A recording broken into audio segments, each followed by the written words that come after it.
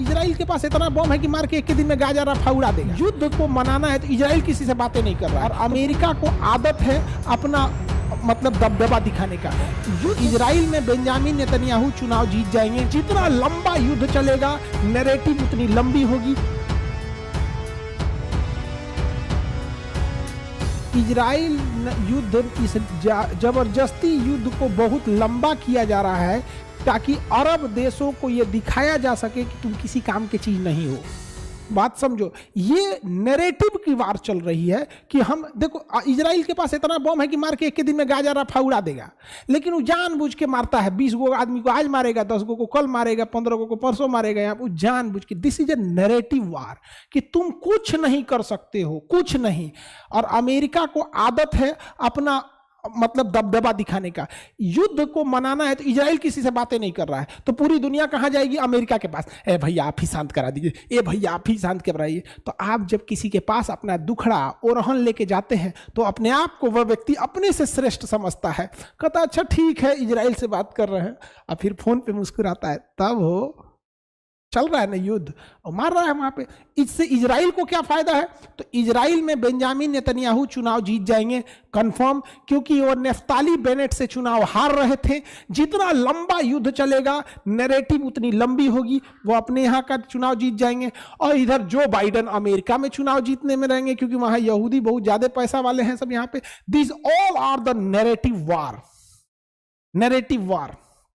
Naftali Bennett जीत जाते हैं, अब नहीं जीतेंगे इजराइल में, अब बेंजामिन नेतन्याहू ही जीतेंगे। और ये युद्ध जानबूझ के लंबा चल रहा है, समझा गया? और हमास के लोगों को सोचना चाहिए, घुस के 1200 लोगों को मार दिए, तुमको क्या समझा है? मैंने वो सब बकलोल है सब। 1200 लोगों को घुस के मार दिया, सब 12 लाख को मारेगा सब यहाँ पे, समझा गया? इंडिया में क्या होगा सर? इंडिया अपना साइड में खड़ा है, समझा गया? चलो ध्यान से समझते, पॉलिटिकल वार ये सब चीजें अलग हो गई बाबू, ये नैरेटिव वार है, नैरेटिव। चलो आगे बढ़े। तो लिटिल अमेरिका 1 2 3 4 ये तो समझ में आ गया। अब यहां ध्यान से समझो, इंग्लैंड जो था, इंग्लैंड हमारे यहाँ क्या बोला जाए बाबू, हमारे यहाँ राजा भी जो हुए सब ना अलग अलग डिजाइन का राजा हुए सब। आप देखिएगा ना, साउथ इंडिया वाले अलग किसी राजा को हीरो मान रहे हैं, नॉर्थ इंडिया वाले अलग मान रहे हैं, ईस्ट इंडिया वाले अलग मान रहे हैं, पूर्वोत्तर वाले अलग मान रहे हैं। अशोक सम्राट को कोई खास पूछ ही नहीं रहा है, उसको इतिहास की तरह देखता है, अच्छा हाँ अशोक सम्राट थे बहुत यहाँ पर। जबकि ब्रिटेन वाले अपने रानी, आप देखिएगा दुनिया का ऐसा कोई महाद्वीप नहीं होगा जहां विक्टोरिया या एलिजाबेथ का नाम का कोई खाड़ी ना हो, कोई मरुस्थल ना हो, या कोई पहाड़ ना हो यहाँ पर, पूरी दुनिया में यहाँ पर। तो हमारे यहाँ देखिए, यहाँ पे यहाँ एक पर्वत बना दिया, क्वीन माड पर्वत, क्वीन महारानी के नाम पे बना दिया। देखो लिखो, यहाँ लिखा होगा क्वीन माड पर्वत, क्वीन माड पर्वत मिल गया। क्या हम लोग इस पे नहीं रख सकते थे सम्राट अशोक? आप ध्यान से देखिएगा ना, सम्राट अशोक को भले हम लोग कर देते हैं, लेकिन बहुत ज्यादा सम्राट अशोक को, मतलब इतना महान था ही सम्राट अशोक, इतने महान थे कि कोई उनको झुठला नहीं सकता है अशोक स्तंभ से लेके। लेकिन सम्राट अशोक बौद्ध धर्म को मानते थे। सम्राट अशोक किसको मानते? बौद्ध धर्म को। अब देखिए महाराणा प्रताप का जितना बड़ा एरिया था, सम्राट अशोक उतना एरिया दान दे देता था, उतना एरिया सम्राट अशोक ऐसे दान दे दिया, ले जाओ यहाँ पे।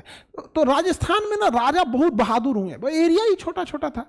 अब पृथ्वीराज चौहान को कोई ये थोड़ी कह सकता है कि बहादुर नहीं थे, या महाराणा प्रताप को कोई ये थोड़ी कह सकता है कि बहादुर न थे, या योग्यता में कोई कमी था, या ईमानदारी में कोई कमी था। कमी किस चीज में थी? एरिया ही छोटा था। अब राजा के लिए एरिया बहुत मायने रखता है, जितना बड़ा एरिया रहेगा राजा ऑटोमेटिकली उतना शक्तिशाली बना रहेगा। यहाँ पर कि एगो गड़बड़ हो गया हमारे यहाँ। अब अशोक जो था बौद्ध धर्म अपना लिया। अब देखिएगा तो आप अशोक, हमारे यहाँ सम्राट अशोक के नाम पे कोई खास लोग नहीं होते हैं लोग यहाँ पे, समझा गया कि नहीं क्या?